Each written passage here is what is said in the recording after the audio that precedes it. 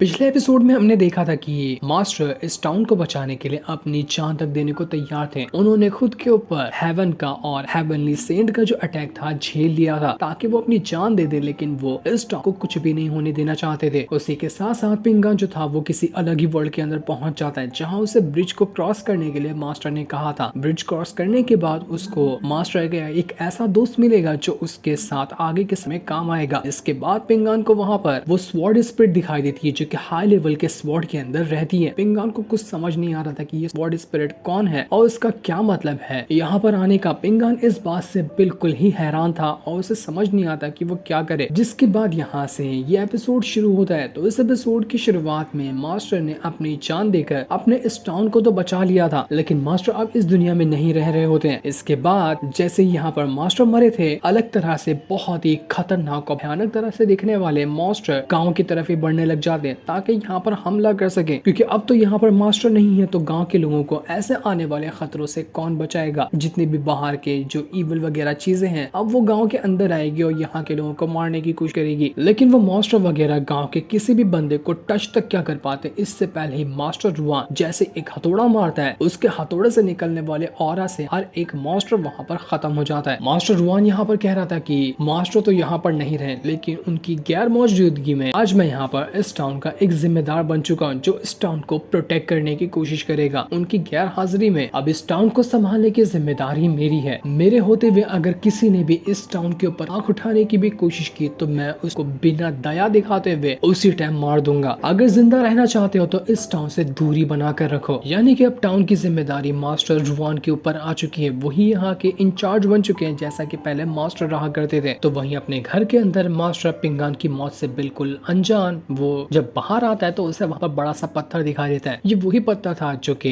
निंग्याओ को पसंद आया था और वो उसे लेना चाहती थी अपनी स्वॉर्ड को धार करने के लिए। तो पिंगान कहता है कि ठीक है, मैं इसको ले जाता हूँ निंग्याओ के पास, उसे पसंद आएगा तो वो अपने साथ ले जाएगी इसको। एक बार निंग्याओ की अच्छी वाली स्वॉर्ड तैयार हो जाए तो मैं इसी पत्थर से उसकी स्वॉर्ड को धार भी कर दूंगा। पिंगान वही पत्थर उठाता है और निंग्याओ के पास जाने के लिए निकल चुका था, लेकिन जैसे वो बाहर आता है उसे बाहर कई सारे लोग दिखाई देते हैं। वो लोग टाउन में जो वो ब्लेसिंग देने वाला पेड़ था वो अब टूट चुका होता है, तो उसी की लकड़ियां लेने के लिए जमा हुए थे। सब उसकी लकड़ियां चोरी कर रहे होते क्योंकि वो पेड़ बहुत ही ज्यादा कमाल का था। तो लोग को लग रहा था कि इसकी लकड़ियां लेने से ब्लेसिंग उनके पास भी पहुंच जाएगी, तो सभी ब्लेसिंग लेने के लिए लकड़ियों को तोड़ रहे होते। वहीं पर वो छोटी लड़की भी थी जो कि पिंगान को पहले भी देखती थी। वो भी यहाँ पर छोटी छोटी लकड़ियों को उठाकर ले जा रही होती है। भारी लकड़ियां थी तो वो ढंग से उठा नहीं पाती। वो कह रही थी कि रात में अचानक से जब तूफान आया था ना तो उसमें ये पेड़ गिर गया, इसलिए सुबह होते ही सारे लोग इसकी लकड़ियां चुरा रहे हैं। तो मैंने भी सोचा कि थोड़ी बहुत लकड़ी उठा लेती हूँ, लेकिन बहुत भारी है तो उसे उठाया नहीं जा रहा। पिंगान कहता है कि देखो, अगर तुम्हें मुझ पे भरोसा है ना तो तुम जाओ और इन लकड़ियों को मेरे घर पर रख दो। तुम्हारा घर वैसे भी काफी दूर है तो मेरे घर में जितनी हो सकता है उतनी लकड़ियां रख दो, तुम्हें लकड़ियां उठाने में आसानी हो जाएगी। वो लड़की कहती है कि पिंगान तुम मुझे ये काम फ्री में तो करने नहीं दोगे, बताओगे इसके बदले तुम्हें क्या चाहिए। जिस पे पिंगान कहता है कि अच्छा बड़ी चालू हो, मुझे इसके बदले ना जो ये पेड़ के जो पत्ते थे ना हरे वाले वो पत्ते ला कर दे देना, उसके बदले तुम जितनी चाहो उतनी मेरी घर पर लकड़ियों को रख सकती हो। ये सुनकर वो लड़की भी बहुत ज्यादा खुश हो जाती है। वाह पिंगान तुम तो बहुत ज्यादा कमाल के हो। पिंगान उससे कहता है कि आओ मैं तुम्हें घर तक छोड़ देता हूँ, दरवाजा की चाबी भी तुम्हें देता हूँ ताकि तुम दरवाजा खोल लेना। लेकिन वो लड़की कहती है कि नहीं, तुम्हारे घर की जो दीवारें है ना वो बहुत छोटी है, मैं बाहर से अंदर फेंक दूंगी लकड़ियों को, चाबी की कोई जरूरत नहीं है। ये सुनकर पिंगान भी हैरान हो जाता है कि छोटी बच्ची है लेकिन बड़ी चालू बच्ची है। दूसरी तरफ हम डॉक्टर को देखते हैं जो उसी ब्रिज के पास बैठकर ये कह रहा था कि मास्टर आखिर आपने जब यहाँ पर तूफान आया था और आपकी जान गई थी उससे पहले यहाँ पर आकर उस वाटर स्पिरिट के साथ क्या बातें की थी मुझे नहीं पता। मुझे जानना है कि आपकी और उसके बीच में क्या बातें हुई थी, आखिर ऐसा क्या हुआ था जिसकी वजह से आपने अपनी जान देने का फैसला किया। तभी वहाँ पर वो बंदा भी आ जाता है जो कि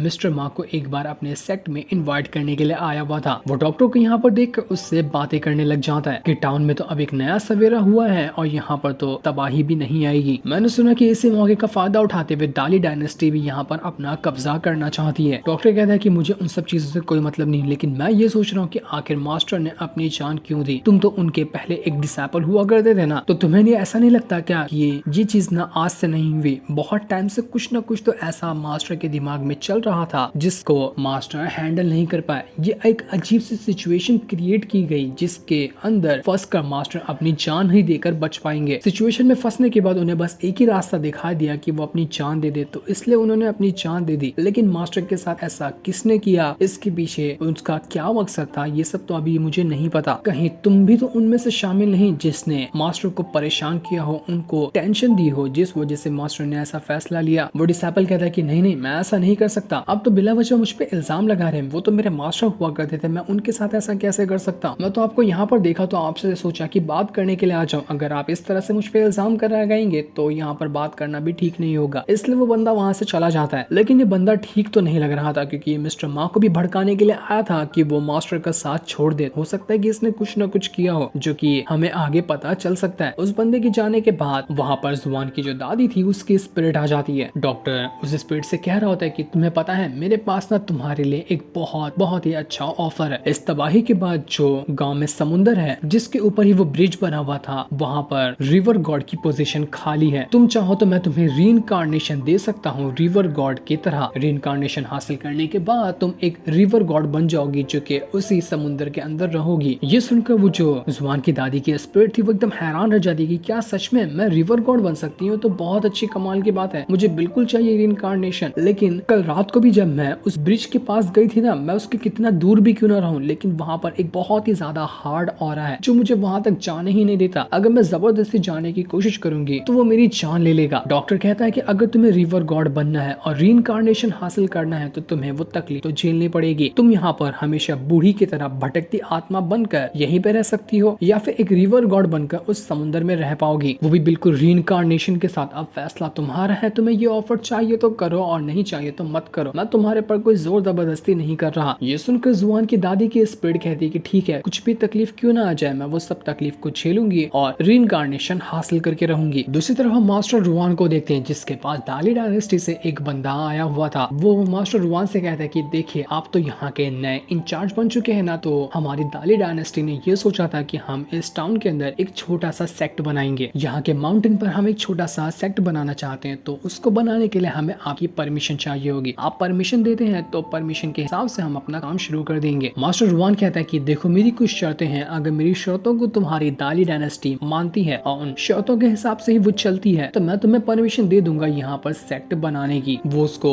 यहाँ पर गाँव के अंदर जो भी माउंटेन है उसका मैप भी दिखाता है और नया मैप भी दिखाता है कि पहले माउंटेन ऐसा दिखता है, अगर हम यहाँ पर सेक्ट वगैरह बना देंगे तो उसके बाद ये माउंटेन भी बहुत अच्छे से डेवलप हो जाएगा। हमें बस आपकी परमिशन चाहिए, परमिशन देते तो यहाँ पर सेट की एस्टेब्लिशमेंट का काम शुरू कर दिया जाएगा। तभी वहाँ पर पिंगान भी आने लग जाता है जो निंग्याओ को ढूंढते हुए यहाँ पर आया था। मास्टर रुआन की बेटी कहती कि निंग्याओ तो यहाँ से चली गई, उसको उसके सेट से कुछ जरूरी काम के लिए लेटर आया था तो वो लेटर लेकर वहाँ से चली गई। ये सुनकर पिंगान उदास हो जाता है कि अरे यार निंग्याओ चली गई, उसे कम से कम मुझे लास्ट में गुड बाय तो कहना चाहिए था, मैं उसे गुड बाय कहना चाहता था लेकिन ये भी नहीं। बड़ी अफसोस की बात है कि मैं उससे आखिरी बार मिल तक नहीं पाया, लेकिन वो मुझे ऐसे छोड़कर कैसे चली गई। इसी चीज से पिंगान बहुत ज्यादा उदास था और उदास होते हुए वो वहाँ से आगे बढ़ रहा होता है। आगे बढ़ते हुए वो निंग्याओ के साथ बिताए हुए पलों को याद करने लग गया था, जो भी उसने अच्छे वाले पल गुजारे थे निंग्याओ के साथ। उन्हीं पलों को याद करते हुए जब वो उसी ब्रिज के पास आता है जो कि ब्रिज अब काफी हद तक के बर्बाद ही हो चुका है, तो फिर से उसे ब्रिज के अंदर से बहुत ही ज्यादा ऑरा बाहर निकलते हुए दिखाई देता है जो कि वही स्वॉर्ड स्पिरिट का ऑरा था। वो स्वॉर्ड स्पिरिट यहाँ पर आ जाती है अचानक में ही। उसे देखकर पिंगान हैरान रह जाता है कि मैंने इसको थोड़ी देर पहले भी देखा था। स्वॉर्ड स्पिरिट पिंगान से कहती कि जो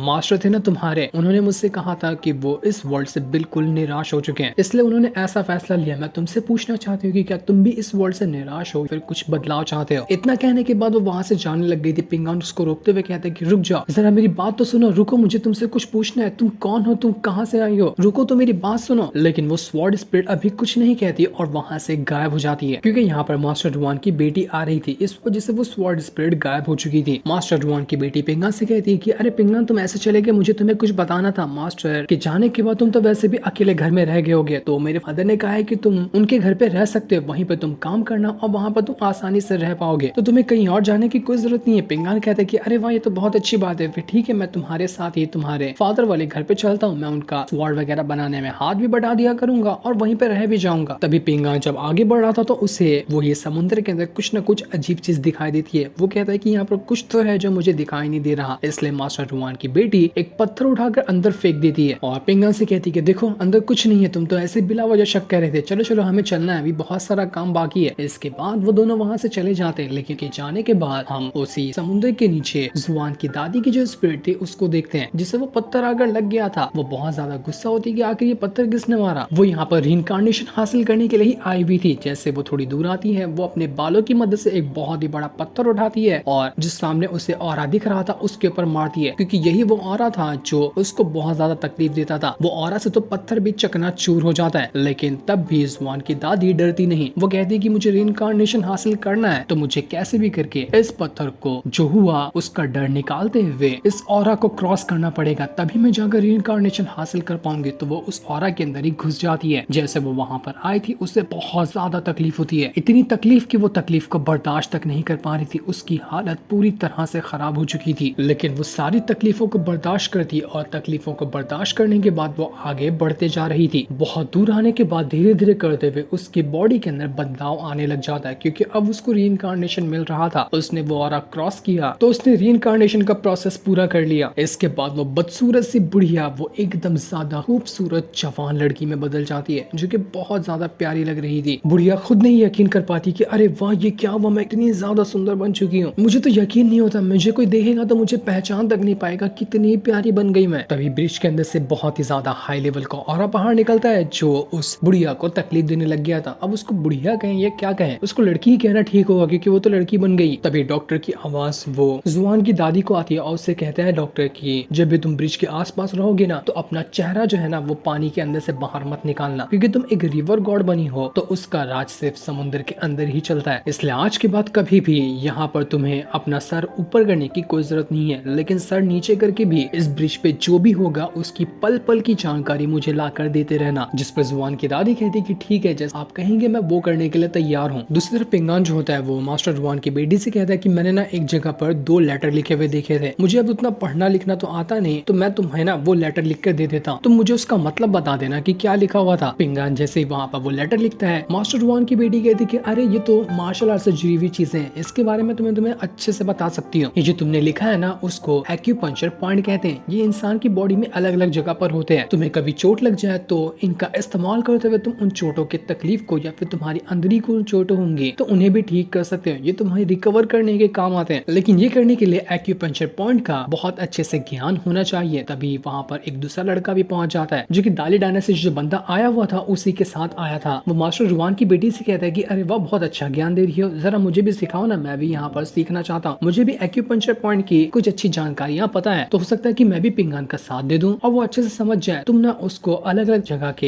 एक्यूपंक्चर पॉइंट के बारे में बताओ। वैसे भी अलग अलग पॉइंट के बारे में तुम जितना लिख कर बताओगे उतना समझ में नहीं आएगा, जितना तुम अच्छे से दिखाओगी उसको समझ में आएगा। ये सुनकर मास्टर जुआन की बेटी को बहुत ज्यादा आ जाता है, क्योंकि एक्यूपंक्चर पॉइंट दिखाना मतलब कि अपने कपड़े निकाल कर बॉडी के अलग अलग पार्ट को दिखाना और उनके बारे में जानकारी देना। इस वजह से मास्टर जुआन की बेटी उसको बहुत मारती है कि तेरी हिम्मत कैसे भी इस तरह से बात करने की, तुझे लगता है कि मैं ये दिखाऊंगी। वो कहता है कि अरे दीदी आप तो बहुत ज्यादा गुस्सा हो गए, मैं तो अपनी बात कर रहा था, आप मेरा ही शर्ट निकाल कर इसको सारी चीजें सिखा दो, मैं यहाँ पर इस चीज के लिए तैयार हूँ। मैं आपको थोड़ी ना बोलूंगा, मुझे पता है कि आपको बोलूंगा तो आप मुझे बहुत मारेंगे। अरे दीदी माफ कर दो, बहुत बड़ी गलती हो गई। लेकिन मास्टर जुआन की बेटी उसको दौड़ा दौड़ा कर मारती है। पिंगान कहता है कि अरे क्या हो रहा है यहाँ पर, मुझे भी तो बताओ कि ये लड़का तुमसे क्या कह के गया, तुम उसको क्यों मार रही हो। मास्टर जुआन की बेटी कहती है कि तुम शांति से खड़े रहो, मैं इसको सबक सिखाती हूँ, उसके बाद तुम्हें आराम से आकर अच्छे से समझा दूंगी, तुम टेंशन मत लेना। तो वहीं वो बंदा अभी भी मास्टर जुआन से कह रहा था कि मास्टर जुआन क्या कह रहे हो, आपको ये फैसला मंजूर है हमारा यहाँ पर सेक्ट बनाने का या नहीं है। मास्टर जुआन यहाँ पर कह रहा था कि ठीक है मैं तो तुम्हें बता दूंगा, लेकिन इससे पहले तुम्हें ना उस डॉक्टर से भी थोड़ी परमिशन लेनी चाहिए, क्योंकि वो भी यहाँ का एक बड़ा एल्डर है, तो दोनों की बात की सहमति होगी तो तुम यहाँ पर अपना काम शुरू कर सकते हो। ये लोग यहाँ पर आपस में बातें कर ही रहे थे कि तभी आसमान में कुछ लोग आ जाते हैं जो कि बाहर के ही लोग थे। वो लोग आपस में बातें करते हुए आए थे कि हमने सुना है कि यहाँ का जो गार्डियन वाला मास्टर था वो तो मर गया, उसके बाद इस टाउन को कोई प्रोटेक्ट करने वाला बचा ही नहीं, हम तो यहाँ पर जो मन में ना वो कर सकते हैं। आज देखते हैं कि ये टाउन में कैसे कैसे लोग रहते हैं, जो भी चीज मिलेगी हम उसको बर्बाद कर देंगे। उन्हीं में से कुछ दूसरे लोग कह रहे थे कि नहीं हमें यहाँ पर नहीं जाना चाहिए, क्योंकि यहाँ पर पहले से रूल बना हुआ है कि कोई भी बाहर का अंदर जाता है तो वो जिंदा नहीं बचेगा, मास्टर रहे या ना रहे, इसलिए हमें रिटर्न जाना चाहिए। लेकिन कुछ जो लोग थे उसमें से वो लोग जाने को तैयार नहीं होते। एक लड़की तो बहुत ज्यादा चालू थी, वो कहती कि मैं कोई मामूली कल्टीवेटर नहीं, मैं तो अंदर जाकर रहूंगी, देखती हूँ कब भी मेरा कुछ बिगाड़ लेता है। इसको सुनकर मास्टर जुआन को बहुत ज्यादा गुस्सा आ गया था। वो पूरे गुस्से के साथ कहता है कि यहाँ पर मास्टर नहीं है तो क्या हुआ, उनके गैर हाजिरी में तुम जो मन में आएगा वो करोगी, उनके बाद न मैं यहाँ का इंचार्ज बन चुका और यहाँ पर वही रूल फॉलो किए जाएंगे जो कि पहले मास्टर रूल फॉलो किया करते थे। कोई भी बाहर का बंदा ऐसा मुंह उठाकर अंदर नहीं घुस सकता। तुम्हें मारकर यहाँ पर लोगों के अंदर एक दहशत फैला दूंगा कि मास्टर के बगैर भी मैं यहाँ का इंचार्ज हूँ और मैं मैं भी उनसे 10 गुना ज्यादा गुस्से वाला इंसान हूँ। इसके बाद वो मास्टर रुआन अपना हथौड़ा निकालता है और उस लड़की को ऐसा हथौड़ा मारता है कि वो लड़की एक ही हथौड़े के अंदर मर जाती है। बहुत ज्यादा उछल रही थी एक ही हथौड़े में, तो मास्टर रुआन ने उसको जान से मार दिया। दूसरा एक बंदा था, वो यहाँ पर मास्टर रुआन से कहता है कि पिछला वाला इंचार्ज तो बड़े नरम दिल का बंदा था, तू क्या यहाँ पर बहुत ज्यादा देख, मैं तेरी आंखों के सामने इस गाँव का जो बैरियर है ना उसको क्रॉस करके अंदर आता हूँ, देखता हूँ तो मेरा क्या ही उखाड़ लेता है। वो जैसे ही अंदर आने ही क्या वाला था, मास्टर रुआन ऐसा हथौड़ा उसके सीने पे मारता है कि उसका सीना विना सब फट गया था। एक ही हथौड़े में उसने उसको भी मार दिया। बहुत ही ज्यादा गुस्से में था मास्टर रुआन। यहाँ पर वो सबसे कह देता है कि लगता है तुम लोगों को पता चल गया होगा कि जो भी गलत तरीके से इस गांव के अंदर घुसने की कोशिश करेगा मैं उसकी जान ले लूंगा। और मैं मास्टर जैसा नहीं हूँ जो कि बिल्कुल नरम दिल रहे, मैं उनसे बहुत ज्यादा गुस्से वाला इंसान हूँ। साथ ही मास्टर रुआन ये भी कह रहा था कि मास्टर आपने अपनी जान देने का फैसला क्यों किया? आप इतना अच्छे से इस गाँव को चला रहे थे लेकिन तब भी आपने अपनी जान दे दी। मुझे पता है कि आप मुझसे बहुत ज्यादा पावरफुल थे लेकिन तभी भी आपने कभी अपनी पावर का इस्तेमाल तक नहीं किया किसी के ऊपर भी। लेकिन मैं आपके रास्ते पे तो नहीं चल सकता, बहुत ज्यादा गुस्से वाला इंसान हूँ, तो मुझे इस चीज के लिए माफ कर देना। इस चीज को देखकर वो लड़का जो मास्टर रुआन की बेटी के साथ मजाक कर रहा था वो समझ जाता है कि बाप रे, इसका बाप तो इतना खतरनाक आदमी है, तभी तो उसकी बेटी इतनी ज्यादा गुस्से वाली है, बहुत ज्यादा गुस्से वाली है इसकी बेटी, और उसका बाप तो बिल्कुल ज्वालामुखी है। दूसरी तरफ पिंगान जो होता है वो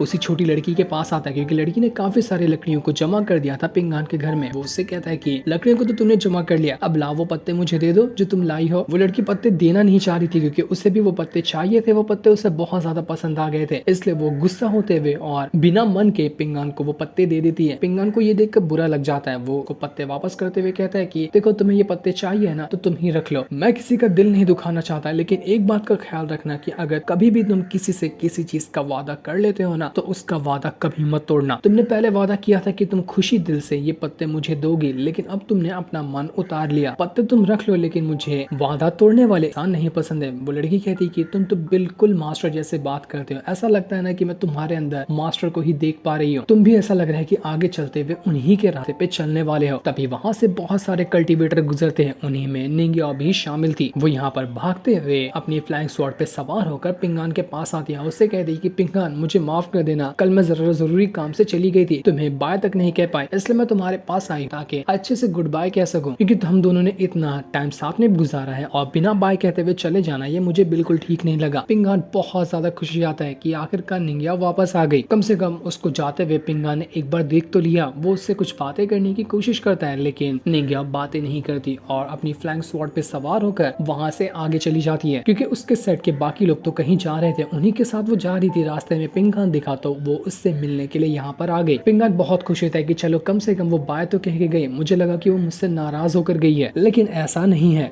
इसके बाद पिंगान उस छोटी लड़की के साथ उसी टाउन के अंदर घूमने लग जाता है। जो सीन दिखाते ही ये एपिसोड यहीं पर एंड हो जाता है। Thanks for watching.